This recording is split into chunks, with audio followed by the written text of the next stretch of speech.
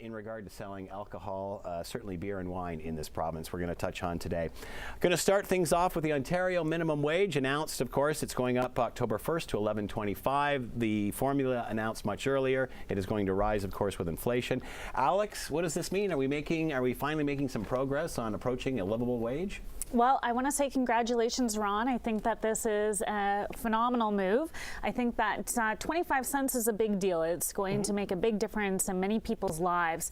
That said, we're still $2.80 away from thousands of individuals across the province, and certainly 30,000 right here in Hamilton, from making a living wage. So these are individuals who work full-time year-round, and they still don't earn enough to get out and over the poverty line.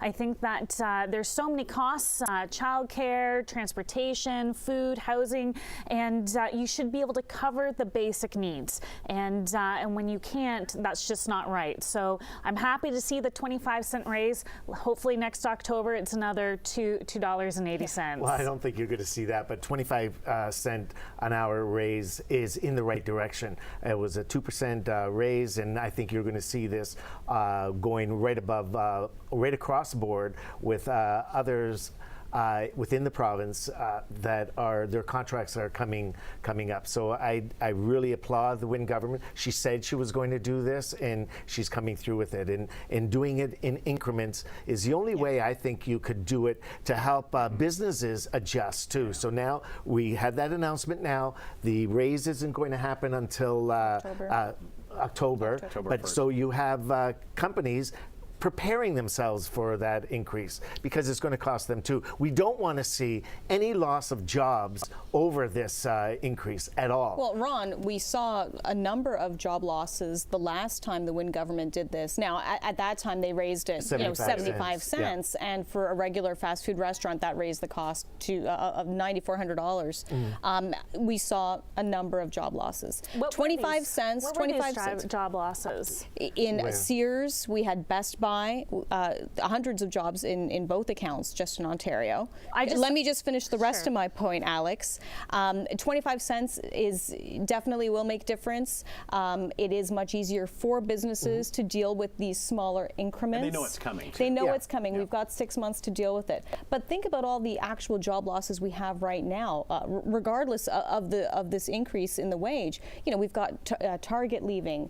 We've seen Sony leave. We were just talking about Tiger Direct. So now you're losing a lot of those minimum wage jobs, you know, just on their own. There'll be others coming. I mean, wherever this happens, you know, you lose some and you gain some in some other area. So I feel confident enough that this is not going to happen. Alex? I'm just surprised to hear these job losses, and I'd be curious to know what the source is. When we look at the United States, when we look at the United States, the last time that this happened. So when we look at the United States and different states that have raised their minimum wage, they always have had a bump in the local economy. And Alex, so all you had to do was read the paper the last time it happened. I'm just wondering. Well, that's why I'm asking for your source, because I think it might be rhetoric.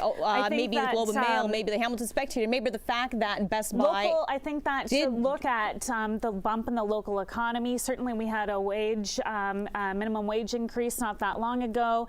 You know, there wasn't like there was hundreds of thousands of firings. I think what's important too, to say that we're not going to be more competitive or that we're going to lose jobs, so be it. We shouldn't be working slave labor. You know, if we wanted to compete against third world countries, you know, should our minimum wage be $1 a month or a day? Well, I think that's ludicrous, Alex, and you're taking it completely out of context. Exactly. You have to recognize that jobs were lost. There was a large 75 cents was a lot. This is a lot better by doing it at 25%. I'm just questioning what your sources are. I'd like to know. You don't even have. What do you mean? Well, I say they're news articles. We got to move along. 2 Liberal MPs suspended by caucus last fall over allegations of sexual harassment. We all remember this. Booted for good, as it turns out now. One is not even going to